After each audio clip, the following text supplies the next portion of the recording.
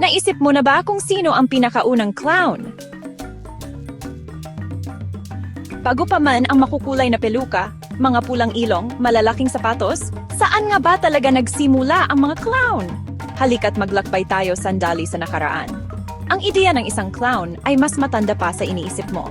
Ang mga pinakaunang clown ay lumitaw sa sinaunang Ehipto noong mga 2500 BC.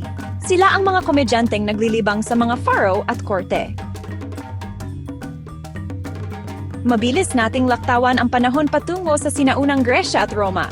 Mayroon din silang bersyon na tinatawag na fools o jesters. Nagsusuot ng nakatawang kasuotan, nagbibiro, ng asar sa mga makapangyarihan.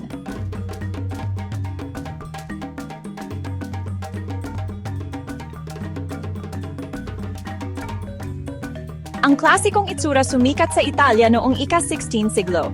Harley Quinn mula sa Commedia dell'arte. Makulay na kasuotang may diamond pattern, mascara, kilala sa nakakatawang kalokohan, at sa matatalinong trick. Noong 1800s pumasok ang mga clown sa sirko.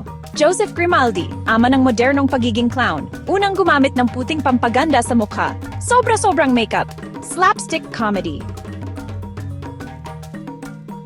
Sino ang unang clown? Hindi lang iisang tao, kuwento na sumasaklaw sa libu-libong taon, at dos-dosenang kultura, mula sa sinaunang Ehipto hanggang sa mga sirko ngayon.